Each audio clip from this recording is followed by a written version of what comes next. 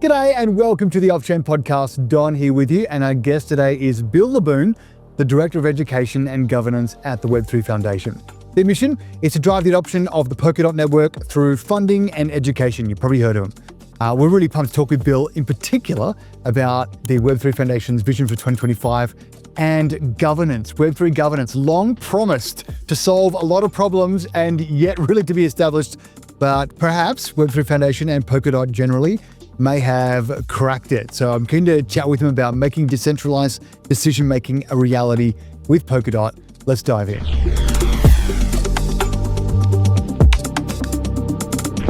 How'd you get started in Web3? Yeah, so a long time ago, way back in 2010, I was doing research on hashing algorithms. So this is probably the weirdest intro to Web3 you'll ever hear, right? And a friend of mine, a coworker, said, there's like this internet money that uses hashes. I was like, what the heck? What? That doesn't even make any sense. So I ended up reading the Bitcoin white paper very early, saying like, oh, that's interesting, and then just sort of put it to the side for a while. A few years later, then 2012 or so, I really got into Bitcoin. I was like, hey, I'd heard of this, and I'm hearing more about it. And then when Ethereum came around, now I really saw what Web3 could be used for. So I gave, as far as I know, the first talk on Ethereum in Pittsburgh. Ended up just as background, I was teaching at the University of Pittsburgh before this. Getting really involved in this, gave a course on blockchain, university level course on blockchain, how it works. Eventually moved to Switzerland to work at Web3 Foundation and help. I got, after getting really interested in Polkadot after seeing Gavin Wood's talk at Web3 Summit 2018. And I've been here ever since, helping to build up Polkadot, the decentralized internet. What if if we could go back to your hashing algorithm, you're learning about them, or you were making them, or what was your interest there? No, so I was actually working for a company. I worked for a very large corporate company, and one of the tools we were one of the tools we were developing was a way just to store data in a semi-decentralized manner. And one of the things that hashing algorithms, hashes can be used for is for essentially determining somewhat randomly and with a good way, good distribution, where this data could be stored. So we take this data and very quickly hash it, determine, okay, it goes in this box or this box or this box. And it was some hashing out. The basic idea was this had to be done quite often. And so there was a trade-off between how fast we could do this and how good the hashing algorithm was. And so basically I did a bunch of analysis on different algorithms based on our Java implementation, how fast were they? How many hashes per second could we do? And for a given amount of data, how fast we could do it versus the other side of it was what distribution did it give? Did it actually give a good distribution? We had a lot of data that was very similar. We needed to make sure that it could get distributed evenly. So essentially, doing analysis on a bunch of these algorithms, what for our specific purposes, everything has a trade-off. What was the best algorithm to use? Oh man! So when you came to discover Bitcoin and then Ethereum, I'm like you said, it's interesting because I don't think I've met someone who's come to blockchain or crypto or Web3 generally from that same kind of background, specifically at least. What were you thinking when you first came across internet money that was using algorithm or using hash? Yeah, so I found it was really interesting. I just never thought about based on the way a hashing algorithm works, right? A hash works is that it's essentially impossible given the result to get what it came from, and it's very difficult to know ahead of time without actually doing the hash, what that hash is going to be. And so I thought this was just so ingenious, right? This idea of using hash pointers, having a pointer, how blockchains work, right? You got a pointer to the previous block, and then you've got a hash. This idea of proof of work just sort of blew me away, right? As someone that was working in computer science that had been doing, I was like, wow, this is such a cool idea. But I think I didn't really. I said, okay, so internet money was never something I was incredibly interested in. Sure. And so I was like, okay, all right, this is cool. So I played around with it, but it was never like, okay, this is really a focus. However, really, Vitalik and Gavin and all the rest of the people that developed Ethereum, they're the ones that made me think, okay, this is something I want to spend more time on. It doesn't Mhm. just have to be money, right? Like Yep. money is one aspect of Web3. The fact that you can have like provable computation, that we can have everybody agree on like some canonical source of history. We can put programs up there and have these provable computations. Like this is what really like sort of blew my mind and said, okay, this is what I want to spend more time on and focus in this industry. Yeah, man. Well, so like I said, Ethereum came along, and then I remember back, 2017, 18, the whispers of Polkadot. You start to hear it around the place. And then it's coming. And what do you think was the like? Why a Polkadot as well as an Ethereum? Or we should start with what is Polkadot? Yeah. So Polkadot, let me give you a little bit of background. Yeah, on like how Polkadot came about. So Gavin Wood was one of the founders of Ethereum. He was the CTO of Ethereum, wrote the yellow paper, developed Solidity, etc. But when Ethereum launched, Gavin had some like major disagreements on like the future, like and how it would evolve. And Polkadot was really created to solve a lot of the problems that Ethereum was facing. And so we actually see sort of similar roadmaps, Ethereum now with L2s, putting like lots, not putting everything on the main chain. Polkadot had this idea, very long ago, right? So this, the way Yeah. Polkadot works is essentially you have a relay chain whose job is like the main chain. It's like the beacon chain on Ethereum, but its job is not to do anything directly. You can't put a smart contract on it, for instance. Like, it's what it is meant for is simply to support these other chains, these other rollups. So we call them parachains, but they are essentially a type of rollup where, but the idea is that, they're standardized and they're native. So it's extremely efficient. We can have, I think we'll talk a little bit later about some of our recent tests about exactly how many transactions can go. They're extremely efficient because it was made for this from the beginning. That no action occurs on this main chain, but rather on one of the right now there's 45, but we actually can handle hundreds of these running, and they're all standardized. They all can communicate with each other and do so very, very quickly. So you actually have finality on Polkadot within generally 12 to 18 seconds compared to like around 13 minutes on Ethereum. You have all of these are sort of by default. They can communicate with each other. You can very easily send assets from one to another, or have a smart contract on one parachain called smart contract on another parachain. So this is essentially the idea, right? Is that it is sort of what Ethereum has been working towards, except it has been developed from the beginning to have these features. Yeah. So instead of iteratively along the way going, oh my goodness, here's a problem, let's solve for the problem. Instead, foundationally saying, oh, we want to account for these things from the very beginning. Yeah, exactly. Which is why you'd mentioned like Polkadot. People were talking about it in 2017, 2018, but it didn't launch until 2020. Mhm. Like the first Ethereum client, Gavin coded it up like in a weekend. Ethereum is relatively simple. Polkadot, the downside is much more complicated. It took more time to develop. It didn't launch until 2020. So That was controversial for the like the crypto bros, if we can kind of put them in a category, to say, we're going to launch this new thing, but it's going to take 2 years. And I remember people going, "Wow, 2 years? That's a very long time in this industry." But you look back in it's in the 10 years or so since Ethereum's been around, and 2 years to do something right the first time actually makes a lot of sense. Where I guess when you're in the crypto trenches, as some people are, a month feels like a year, and a week feels like months and months. And so I just have respect for someone to say, "Oh, we're actually going to take enough time as necessary to make the thing right." Yeah, I mean, this was that I remember, so I've been involved with Polkadot since 2018. I started at Web3 Foundation in 2019, but all of this was prior to Polkadot launching. And I remember, yes, getting messages all the time, or people say, what are you even doing over there? Like, feel free to look at the GitHub. I'm happy to, if you have a question about a PR, I'm happy to explain what's going on. Like, things are progressing, but I think this is, anytime, right? Like, whenever there's like a major technical advancement, it is very rare someone does it over a weekend, right?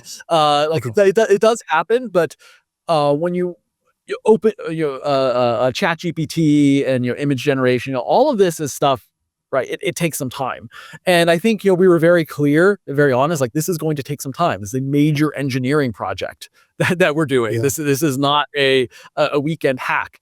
However, because of that, like spending so much time ahead of time, right at the beginning, front loading the development, I guess, we've made it much easier for Polkadot to evolve, right? So as we see, we have forkless upgrades, so like runtime upgrades, changing the rules of the chain, adding new features are super simple, super easy to test for, because we thought about all of this stuff ahead of time, right? It was well planned. And that has like led us, which I realize, in the crypto world, that's hard when you're constantly getting yelled at on Twitter or X, like, hey, why didn't you release something after 2 weeks? But it's really made our job easier going forward to evolve. Yeah, man. Speaking of evolving, what is the Jam protocol? Great question. So Jam's the joint accumulate machine. This is an idea, from Gavin Wood, our founder, to essentially make things even easier for developers to use. So I want to give like sort of an example of like something that's difficult right now with Polkadot or with any multi-chain system, with any sharded system, is essentially just, I hope you don't mind, like I sort of have to give some background before I explain or how Jam solves this. But if you think about it nowadays, there's essentially two approaches to blockchain scalability. And one is the Solana approach, the monolithic chain. Let's put as much stuff as we can on a single chain, because for developers, it's super easy interacting on the same chain. The other, there are other chains like Tron that also have this sort of monolithic approach. Solana is just the most famous.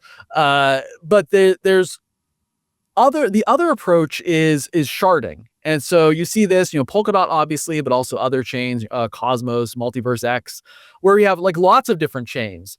But the problem, and this is like, it's really easy to scale, right? Instead of just, one super, I always like to joke, it's like instead of having like, one super powerful horse, right? And just getting this horse to be stronger to pull your carriage. It's like, okay, you smaller horses, but you can get lots and lots of them, like a dog sled. You can just keep adding more and more dogs. But the problem here is, communicating, right? The dogs have to, communicate with each other. The chains have to communicate with each other. And this actually is in some ways quite difficult because it's a different type of programming when you're going from one chain to another, right? You've got these what we call asynchronous calls. You have to say, hey, I'm going to send a message to this chain. I may or may not, get it back, or at least I have to wait until I get a response back from the other chain, as opposed to doing, everything on the same. So everything on the same chain, which makes it easier, but it's harder to get. At some point, you can't get a bigger horse, right? Like your horses can only grow so big.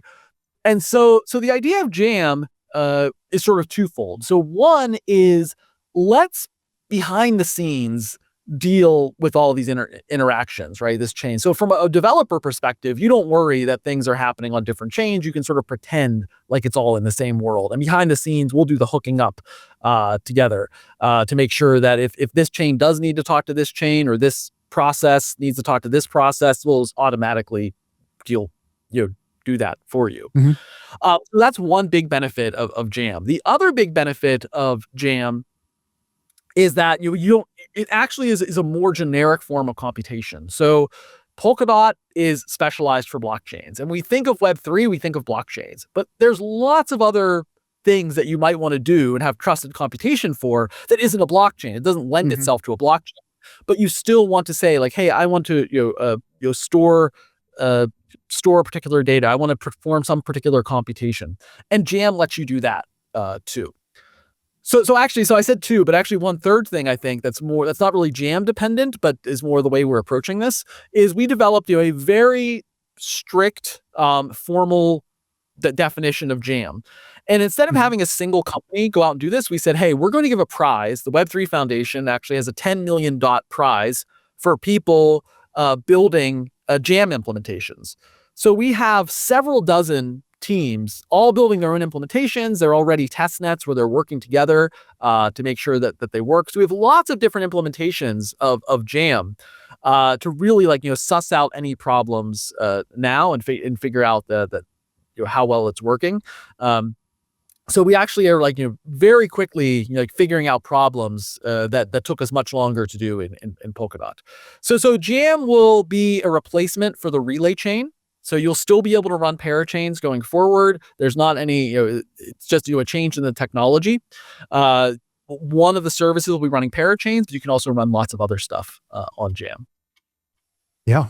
Now, are those teams that are working on that, are they in competition against each other, or are they collaborating, or just working at different angles of the same problem? Yeah, so a little of column A, a little of column B. So there definitely is a competition, right? And all of these teams need to be independent. They're developing in lots of different programming languages, and with different different approaches. However, there is also a collaboration. So there's several chat channels where we discuss both the gray paper. So if you go to graypaper.com, you can read the definition yourself of how Jam is supposed to work. Of just, hey, I don't understand this particular aspect, and people are very, very helpful or like, hey, I think there's a typo here, or things like that. But then there's an implementers channel where there's questions about implementation details.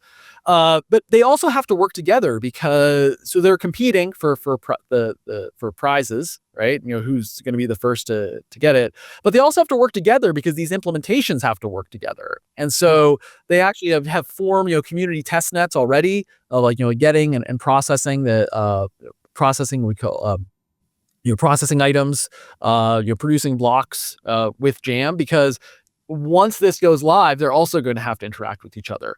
So you do see it's an interesting mix of collaboration and competition. Would you say, is that the move from relay to Jam, is that a change in philosophy, or is it just a change in technology? Well, yeah, that's a really good question, because that's also a little bit of both. So yes, it's a change in technology, and I would say that's sort of the focus here, is that it's going to make the equivalent of the relay chain much more powerful going forward. But I do think it is also a bit of a change in philosophy based on what we have learned from Polkadot. So one of the things that we have done with Polkadot is made it very flexible. So I mentioned it's easily upgradable. There's been, I should have looked at the number, but around 60 runtime upgrades since it launched. So this means right, every couple of months we have an upgrade where new features are added, things are changed, etc. And the community, the dot holders, decide on all of this. It's not up to Web3 Foundation, it's not up to Parity, the main developers, etc. But we do see a couple of problems with this approach. One is that it's very difficult to say that something will be definitely baked into the protocol and all right, this is a permanent decision that we made. So for instance, we just reduced inflation on Polkadot we reduced it to 8%. That will constantly be reducing. However, theoretically, someone could issue a new referendum and change this inflation again. It's hard to say, okay, this is definitely going to be the tokenomics, the inflation of Polkadot going forward.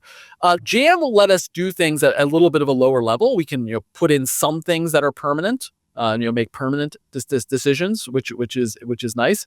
The other thing is that we're thinking even more upfront about a formal definition of what is going to exist. So we don't expect to see, once we have Jam working, at the Jam level, at the relay chain level, we don't expect to see so many changes. Right now we have lots of runtime upgrades because we planned for that, right? We said, okay, we're going to have a system where at the core fundamental level, we're going to make a lot of changes. With Jam, we're seeing, sort of philosophically, okay, there are some things we want to sort of set in stone, and we want to come up with a solid idea at the fundamental level that will essentially not change. The idea of Jam is that, okay, at the fundamental level, we're not going to change things anytime in the near future. These changes can then occur on top of things and individual parachains and other work, other projects that are built on Jam that don't have to be chains. But all of the changes and modifications can occur there, and we'll have a much more solid, a fundamental level. And I think this was not something we could have done, when Polkadot was first being developed and thought about in 2016, because we didn't know what would work. But now we've got it's 2020, so we've got about almost 5 years of Polkadot running. We understand, we've had dozens of parachains, we had hundreds of projects. We understand a little bit more about what needs to be there at a fundamental level. And so now that we have that, we're sort of solidifying towards something better, as opposed to making it so flexible that anything can change. Yeah, man, you has this come from the foundation, or has this come from community demand or ideas, or if it has to be ratified by the community, obviously they have to get it, they have to understand what it is, how it's better, the implementation process, all that kind of stuff. And I mean that brings us to governance, which I'm going to get into in a bit. But keen to just hear about that relationship between foundation and the community, given that they're so intertwined in terms of decision ratification, if not decision making. Yeah. So just to give some background, everything that happens on Polkadot, every governance decision, any change in code, any runtime upgrade, has to be ratified by the dot holders. So any change that is made, Web3 Foundation has no control, except it can vote with its dot, just like any other owner of dot tokens. But we can't even say all right, we want a runtime upgrade, right? I always find this very interesting when I see other communities saying, okay, well, we're going to have a hard fork and things are going to change at this time. It's like, well, how can you say that, right? How do what's your token holders think of that? They should be the bosses. And so there is a lot of interaction though, right? There's Polkadot governance, and I know we're going to talk a little bit more about that, is complicated. There's a lot of things that can go wrong. Every referendum is essentially a little bit of code that automatically gets enacted by the network. And this often requires coordination. So we actually have, I just hired for my team, a governance coordinator whose job is to, interact with people and okay, if we need to meet and determine, all right, how should things go forward? Again, not a manager, just a coordinator. There's lots of different teams that they just need someone neutral who can, sit and talk with them and let's figure out what we think the best solution forward is, or conversely, just understand the other person's arguments. So in terms of Jam, I would say there's a lot of interaction between the community and people at Web3 Foundation. I am out there. I spend way too much time on Twitter or X. But lots of other channels. We use Matrix, Telegram. I am interacting with people. We have people that are interacting with other aspects, like a lot of builders in the community. We have ecosystem growth people that are talking to the CEOs, et cetera, of people building projects on Polkadot. And so we get a lot of information back. And a lot of the builders talk. There's a lot of chat about what is problematic, right? So again, no blockchain ecosystem is perfect. I'm not trying to say Polkadot is perfect. There are problems, and we hear, okay, what is a problem that you're having? And we really have made an effort then to say, okay, well, here's what we can do. Here's what we think would solve that problem. And sometimes this is something very small, where treasury proposals or things. Sometimes this is very big, like these problems with when dealing in a multi-chain world. And so just sort of give a smaller example before I then move to Jam is a lot of people wanted to have smart contracts on Polkadot. And we do have parachains that support smart contracts, but they wanted something that is easier. We can say, okay, I'm building a smart contract on Polkadot. And this is not what Polkadot is built for, right? It's at the relay chain level, there's no concept of a smart contract. And so, we're building something called the Hub or Plaza, you may also hear it referred to, that will allow smart contracts on a system parachain, like a special parachain. that can still call out to all of these other chains. It's got like, special features that allow it to use the benefits of Polkadot, but have like this EVM compatible smart contracts. So this is coming out very, very soon. And then another problem, right, that people have been hearing about is that there is this difficulty of programming, in this multi-chain world, right? These interactions are difficult; they make it more difficult to program. And Gavin Wood came up with this idea. So I want to say, like, it's entirely his idea, but it comes from, I am sure, it would not have come about if he didn't know, like, or what are the problems that builders in the ecosystem are hearing. So a big part of my job is listening. What are the problems that builders are having? What are the problems that users are having? And then talking to the developers, and then they often are the ones who have the ideas, right? Okay, well, how can I fix that problem? And we really do try, to listen to people about, especially builders. What are you having issues with? How can we make it better? Right. So you solve with consultation and collaboration, is what I'm hearing. Nick said it in 5 seconds, but yes. No, but that's good, because otherwise, if you create an us and them, there are other chains without naming names, where there really is an us and them between core contributors, shall we say, and users and builders and holders. And I think when you have that more community consultative, collaborative approach, you're solving for a lot of kind of some of the drawbacks as well. And if you're, again, ideologically or at least philosophically decentralized, then having that kind of, you might have one or many geniuses and amazing idea generating, factory human beings who are closely working at core or in the foundation, but then to be able to actually consult broadly and widely, I think, you get the best of both worlds in that scenario. Yeah, I mean, I really think a big part of this is just to go off on that a little bit, is that, again, Web3 Foundation, we have no special powers. From the chain's perspective, we are just another holder of dots, right? So we are like, when I think about the dot community, like, I'm not some special member of the dot community. I vote with my own dots. Web3 Foundation votes with its dots on all the decisions, but we're all just members of the same community. So I think that does help for understanding what the community wants if you're a member of that community. Yeah. I mean, yeah, absolutely. We got to talk about governance then. It was one of the big promises of blockchain generally. Again, in that same era, 2015, 16, 17, all governance is going to be solved by blockchain technology, and even democratic systems of government are going to come on chain, and let alone decentralized autonomous organizations. What do you think? What have you learned maybe over the last 5 years, and what's next for the open internet and decentralized governance? Yeah, wow, great question. We have learned a lot over the last 5 years about what works and what doesn't. And so I would say, we're still continuing to learn. For sure. So one of the things I think is really interesting and that we've seen, I just heard, and I'm sorry, I can't remember the name. I was listening to a podcast this morning, about someone that sued a DAO because it didn't do what the voter said, right? So he was this person.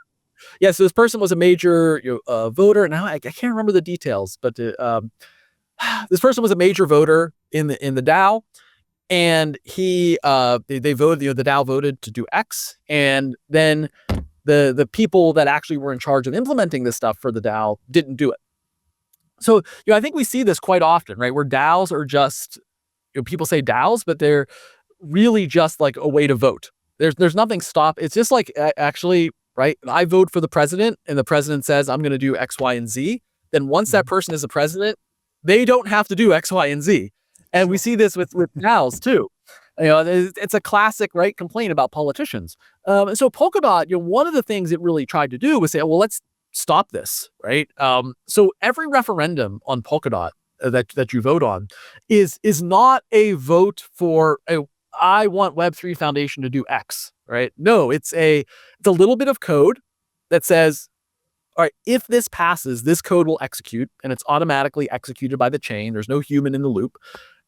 And this little bit of code can be anything, right? So there's like what we call system remarks, just like, hey, some text, saying, hey, we agree that X happened. It could be giving funds like, DOT or stable coins or whatever from the treasury to a project. It could be creating a DAO. We have special DAOs called collectives that have actually it's sort of their own sub DAOs that have their own powers, or bounties that have their own powers. It could be, adding a new parachain. It could be even changing the runtime code, right? But it's all voted on and automatically enacted. And here I think is really interesting. Polkadot just simply does not have this problem of, hey, I voted on X, but X did not happen. And we see this quite often with DAOs, because that's just a lot of DAOs, they just took care of the voting part and not the execution part. And so we've seen, like, in that way, I was like, wow, okay, this is really amazing. One of the first talks that I gave when I joined Web3 Foundation was on governance in Kusama, our Canary network that came out before Polkadot. But we're seeing problems. So one thing is like handling the treasury. So we actually have an on-chain treasury of over $200 million worth of assets, and this is that's like a relatively large company, right? Yeah. And having all voted on, it requires a lot of coordination, and we've been working on coordinating that. We have actually a whole team that we have we've given a grant to for developing a budget, writing reports on what's happening. I do a lot of education and a lot of interaction with people so they understand, like, all right, how this governance works, and your responsibilities in voting, and what you can, and what it makes sense to do, what it doesn't make sense to do, writing reports on it, et cetera. So I think something we've learned is like the importance of sharding and governance. So I know it's a sort of a silly way to say it, but just that originally, everything was decided by all DOT holders. So it was very much like this, this ancient Athenian, direct democracy. And we realized when there were 80 some referenda up for vote at any one time, that is too much for anyone. It's my job to keep an eye on this stuff, and I can't keep track of every single referendum. And so we've really instead started like voting people in that have like very specialized powers. Right, from the community for, okay, we have an events bounty, for instance, and they can focus on events. And we say, okay, there's an events budget of N dot per year, and then these people can do this, they can interact with people, et cetera. There's a marketing bounty. We have more, I think, interesting collectives, which are DAOs that have like special powers over the chain. So, for instance, the Technical Fellowship, they have particular powers that they basically give the thumbs up for certain referenda to go through. In other ways, you can think of it as almost like a veto. And then for referenda, certain technical referenda. And now there's always the ability for people to override this collective. So it's not like, okay, we're giving total power to them. But the idea is that we're voting in smaller bits, right? We're just this is, again, we see this like so often in governance. You think about, I think you probably tell from my accent, we discussed this, I'm an American. In the early days, we had the Articles of Confederation, where every state had to agree on something, and there was no real power by the federal government. And then in some ways, it actually makes more sense when like we can vote and agree in a decentralized manner that, okay, for this particular aspect of governance, we should centralize it. And that doesn't mean decentralization is wrong. Mm-hmm. It means that you can't just do, if everyone does everything, nothing gets done. Yeah. And some things don't scale.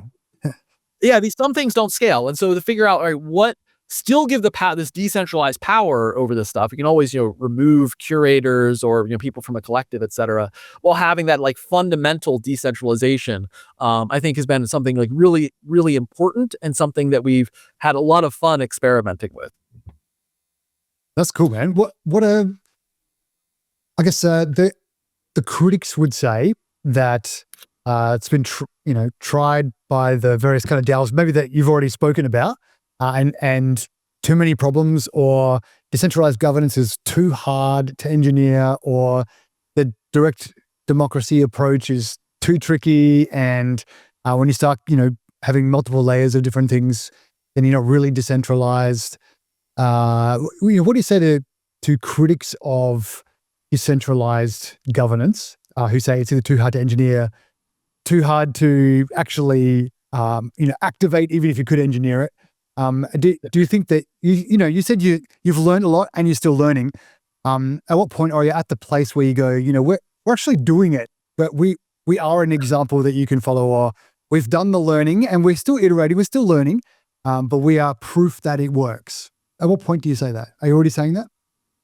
Yeah, I mean, I would say that we're doing that. I would say, so first, yes, I'm not going to say it's not a challenge, right? It is a very challenging thing to do, both technically and socially.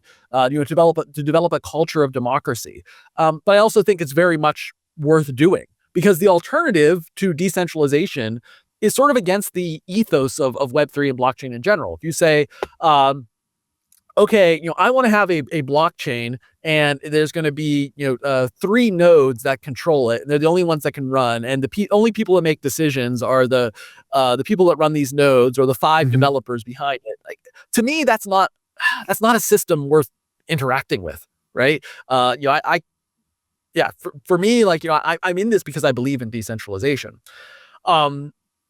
So we, like I said, had problems with this. I think, Polkadot, I'll be very, upfront and, honest, like last year, when our, treasury report, again, Polkadot, very transparent. We were a laughing stock on Twitter for a while for how much money was spent by the community voting for marketing initiatives. I think it was $87 million. And, a lot of this stuff was also, taken out of context of how much runway that was left in the treasury. Just so the treasury is always refilling, and there's over $200 million on it. We're actually net positive right now on a monthly basis of getting more DOT in than is going out. Oh, that's cool. So right now, I would say actually, we really made an effort to figure out, all right, what are the problems here? What's going wrong? One of the things was that every decision was made by all of the DOT holders. And there just wasn't, the ability to focus, to negotiate, right? To have one-on-one discussions, to have someone who's says, okay, I take responsibility for this particular referendum or this proposal, et cetera. And so we have, we have evolved. And I think right now we're actually quite successful. There is again, always room for improvement. I mean, but you point to any governance system out there, there's room for improvement, right? Any country, any state, any whatever, there's room for improvement. But right now we are controlling, again, over $200 million worth of various assets in the treasury. We have a twice weekly show, Attempts at Governance, where usually an hour or 2 long, where people are discussing new referenda, or what does this mean? There's usually at least 20 or 30 people that are all talking. You have guests that are asking for a treasury proposal or something, or that want to discuss about a referendum, et cetera. We have a very active, vibrant community. We're making decisions. We are, issuing reports. We're formalizing this, making it a little bit more, nice from an accounting perspective of understanding what's happening. And again, we are net positive. We're maintaining that treasury. We have been, all of these runtime upgrades are handled, by the community. All these changes handled by the community. The network is continuing. We've made a lot of adjustments to it, and all of this was handled by governance. So again, it's not perfect. There's definitely sometimes, people yelling at each other. Right? There's a lot of times people upset about a particular decision. But this is also democracy in action, right? What are the countries where you don't hear about nobody unhappy with the government? I think North Korea, right? or a dictatorship. There's always going to be people unhappy, or have disagreements with particular decisions. But I would say overall, OpenGov, our version of governance, has been handling the network very well. And, all the power ultimately comes down to OpenGov, and it has led to Polkadot, really continuing to evolve. And I'm very I'm very happy with what we've done with it so far, and I see it as only getting better as we learn more lessons. So other than like as you learn and you iterate, or as you come across, hurdles that you haven't had before, and you need to implement those learnings, are there any, or is there any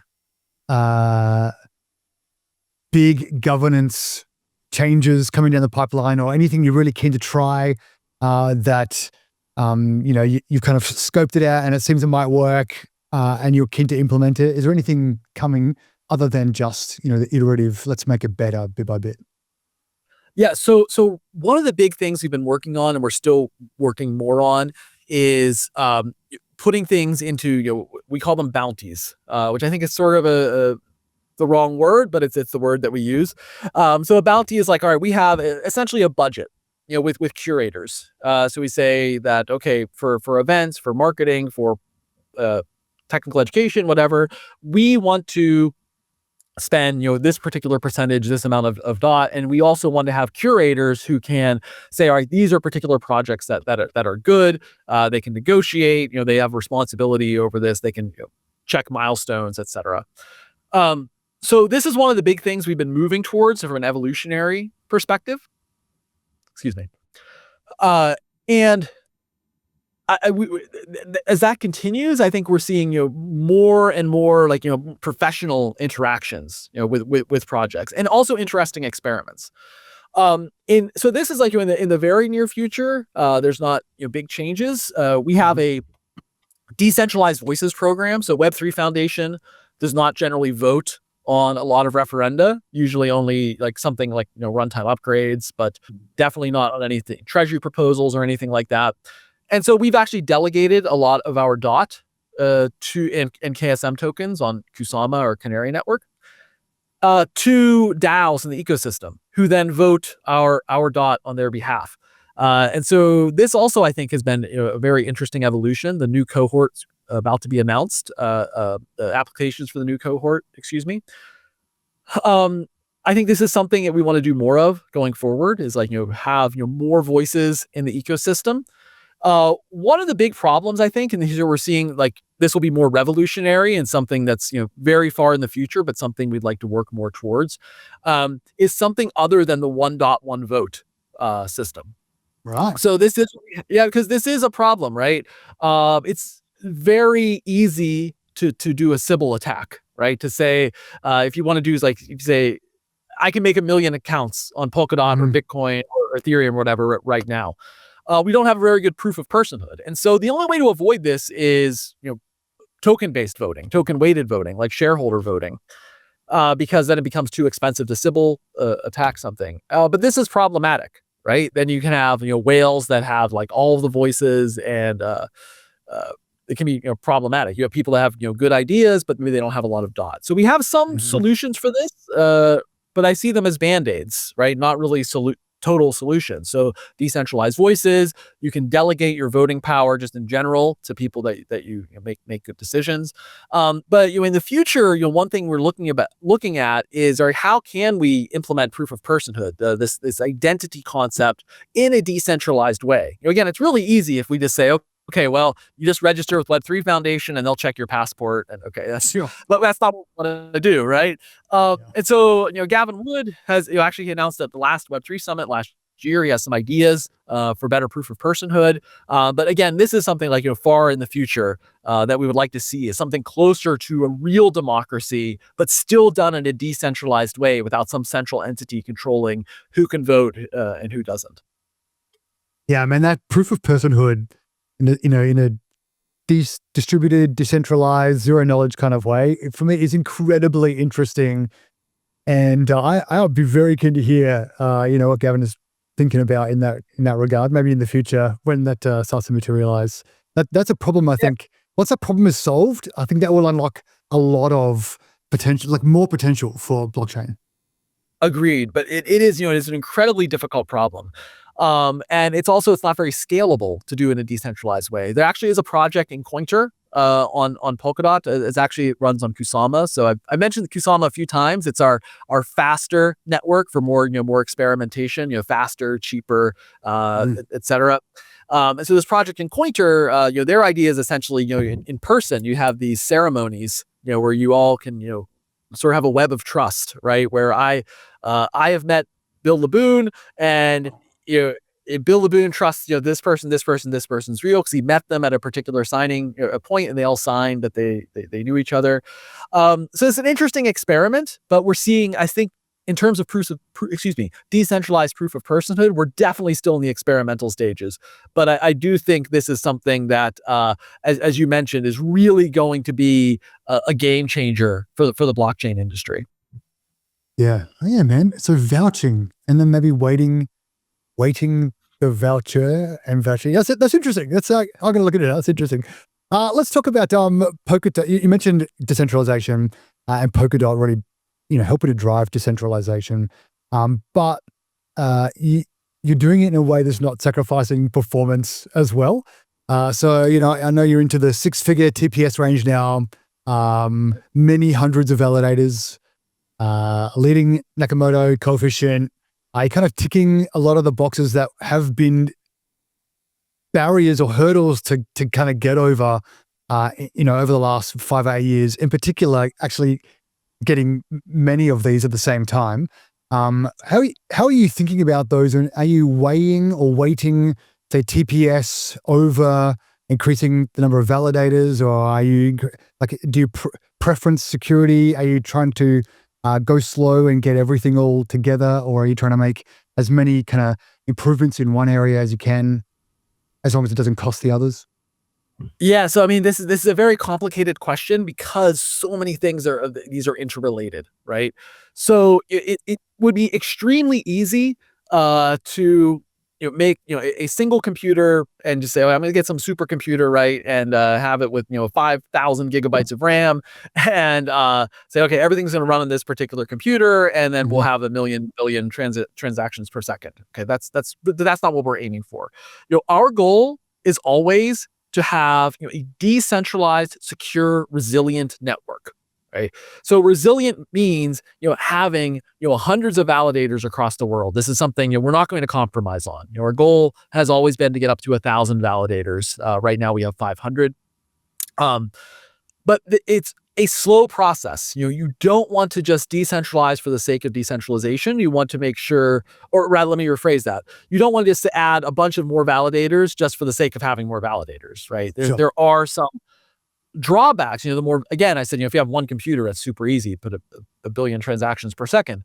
So we're slowly growing this out, as we do lots of tests. So one of these was the spamming. So Kusama, our canary network, people call it a test net. It is not a test net. There's actual economic value. I've never heard of test net. That's interesting. Okay, yeah. Some people say, yeah, Kusama's a test net, but it's not. There's real economic value behind KSM tokens. You can't get them for free from a faucet anywhere or anything like that. There are real projects. So I mentioned in Pointer, that is a project on Kusama, right? That's so Kusama, also it's our motto is expect chaos. So we always all sorts of crazy stuff is happening. There are all sorts of fun crazy stuff. One was the spamming, where we had lots of what we call glutton parachains that just all they're meant to do is do a lot.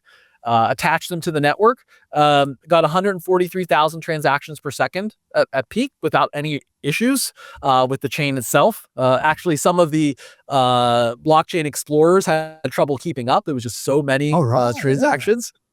But nothing, the chain itself went perfectly well. We did a lot of analysis on. There's a report you can read if you just it's on Polkadot.com, spamming report, here's what happened. But this is not transactions per second was not all right, this is our goal. It's all right, we want to have so many transactions per second. We want to make sure that there's no need to even worry about transactions per second. We'll be able to handle it, right? That you're able, but we want to do all of this, like I said, while maintaining decentralization. You mentioned our Nakamoto coefficient is 148, higher than anything else, pretty much anything else out there. While still allowing for all of this was an engineering challenge.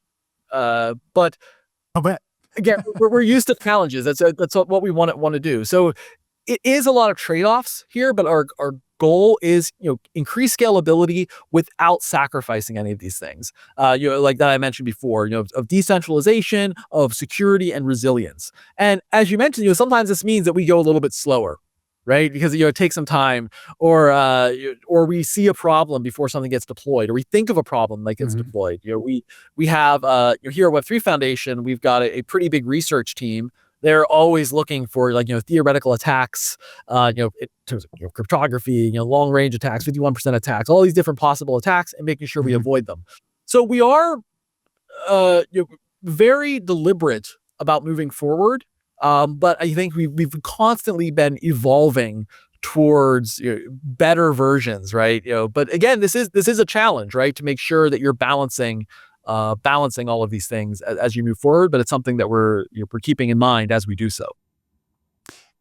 Do you think, I mean, the kind of the comparison or the benchmark that we've kind of been thinking about in Web3 or in blockchain for the last decade has been, when are you going to get to the like Visa or gaming or finance or payment network speeds of transactions per second? In your opinion, do you think this is actually a valid goal, or is, like, you said, not that good enough is good enough, but if you need it, we'll provide it, is basically, that's basically what I heard you say. But do you think even with the technology, will we get to those same kind of centralized speeds? So it's always going to be faster to do something in a centralized way. There is some totally unavoidable overhead to doing something when you have to have multiple computers agree on it, right? So this is So it's just physics. Right. This is a physics stuff, right? Speed of light. If you've got some computer on this side of the world, another computer on this side of the world, may have to agree. Okay, there's like some limits of like just how fast that all of this can occur just from the laws of the universe we live in. And maybe that will change in 100 years when we can start computing in alternate universes or something. But like there are some limits when you do things in a decentralized way. Now that said, we are nowhere near those limits now, right? So there are some limits, and there are some. You're sort of running while holding a weight, right? Or like a heavy rucksack or something. When you're doing things in a decentralized way, you get all these other benefits, right? Of provability, of trustlessness, and decentralization, resilience, etc. But in terms of sheer speed, yes, you do have some drawbacks. Now that said, if we look at Polkadot, for instance, this the spamming was using 23% of cores with 100. So 100. So we some of the we didn't have every single parachain slot doing as much as it could, only 23%. And we still had 143,000 transactions per second, and this scales relatively linearly with the number of cores, just thanks to the way Polkadot is designed. And so this means, okay, so that's about 600,000 transactions per second, 650,000, right? If you extrapolate out, this is roughly on par with Visa already, and there's still lots more coming. So I do think, like in the early days, I remember, again, I've been in Bitcoin for quite a while. And this is the classic thing. If you go to the Bitcoin, what's the word? The Bitcoin critics, right? It's like, well, how could everything happen on Bitcoin? It only allows you to do 3 or 4 transactions per second, 7 transactions per second maximum. It's like, all right, well, there are solutions. There's Lightning Network, there's L2s, there's all kinds of other, off-chain or not direct chain things you can do, even with Bitcoin. Bitcoin, first modern blockchain. I love Bitcoin, but it's not the most technologically advanced thing compared to in terms of transactions per second. But there's lots of solutions even there. So I think that, okay, maybe there's always going to be these limitations on what you can do in a decentralized way. But I do think as we're moving forward, and especially with what Polkadot's doing, these limitations aren't going to matter, right? If there's, again, just making up numbers here, if there's 1 million transactions per second possible, and we only need 800,000 transactions per second, all right, there's no big. All right, so if I go from 1 million to 2 million, it doesn't really make a difference, right? Sure. Like, at least not in the near term. And and also these things can work together, right? So you can have, we have like things like off-chain workers, in Polkadot where we can like do something off chain, and then you prove that it's correct later, right? So you can have like this traditional like your Web2 world, and sometimes people working in tandem with Web3, like the important stuff that you need to prove can go on Web3 on a blockchain. The other stuff can sort of happen off chain, and maybe it gets verified occasionally, or stuff that like if I'm doing like a simulation that's just for my own usage, I don't care about decentralizing. It's for my own use, right? I'm playing a video game or something that's like doesn't interact with anyone. I don't need this.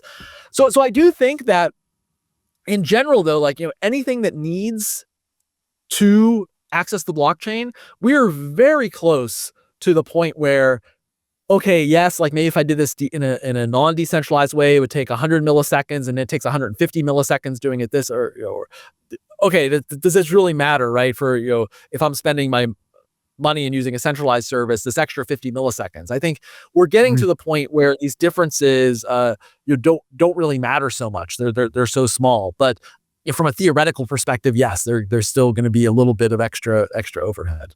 Yeah, sure. So 2025, we're well into it now. Is this the year for Polkadot? I really think so. So Polkadot, Polkadot has been chugging along. Lots of different projects running on it. So we've got Peak, we've got Origin Trail, we've got Mythical, we've got lots and lots of transactions occurring. Actually, I think I just saw it. So don't quote me on this number, but like this latest month is actually the peak number of transactions for Polkadot. All right. Yeah, so a lot of people like they look at Polkadot and they say, hey, there's not much happening, because they're just looking at the relay chain. They're looking at this main chain where nothing is meant to happen. It secures other chains. Yeah. Right? But if you add up everything that's happening on these chains, there's actually lots of activity taking place in terms of numbers of transactions. And Polkadot 2.0 is in the final stages right now. So this is 3 parts. One is asynchronous backing. This is essentially reducing a normal block time to 6 seconds on parachain. Agile core time, which gets rid of parachain auctions, if anyone remembers those.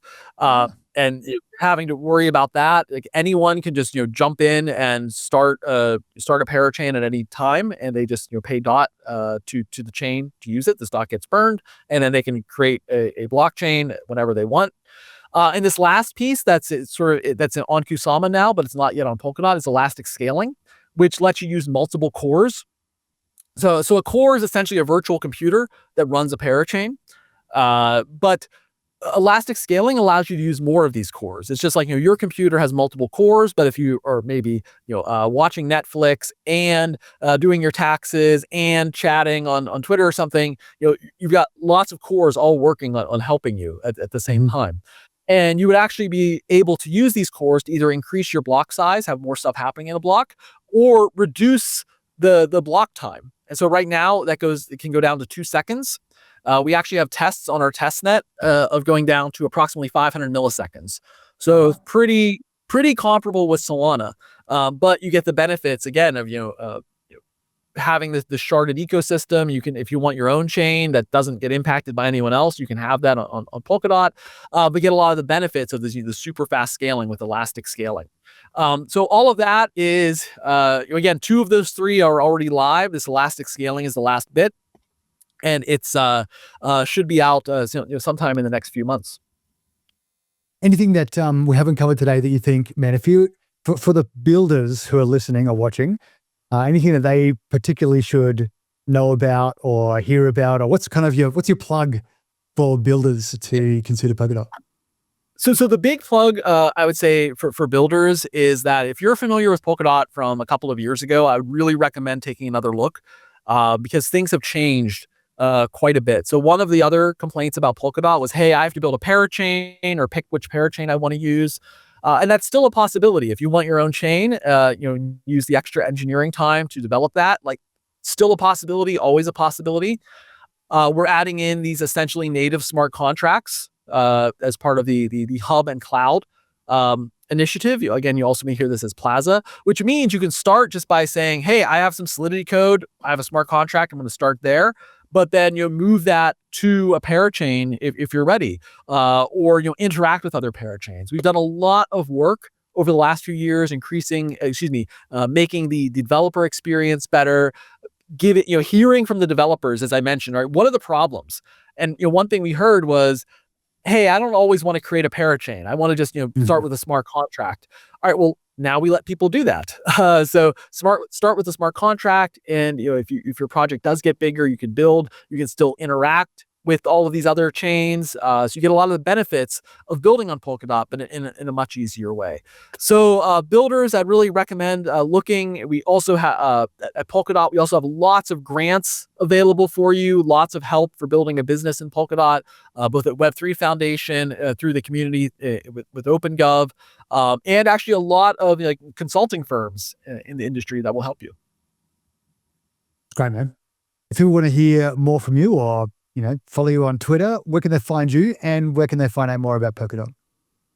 Yeah, so for me personally, just search for Bill Laboon anywhere. I have that name. I'm at Bill Laboon on Twitter.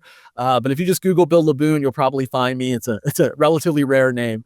But Polkadot, Polkadot.com is the best place to find all of the information in general on Polkadot. If you're interested in building, check out docs.polkadot.com, where you'll find tutorials, workshops, all kinds of information focused on builders. Good on you. Thanks heaps for joining us today, and looking forward to seeing these things materialize this year, man. It's really exciting stuff. Yeah, thank you for having me. It was great talking with you. Thank you for joining us again today. We hope you enjoyed this episode of Off Chain. We love bringing you great guests like Bill, and hope we've helped you to think more about Web3, about technology, about the future, and how you might be a part of building it.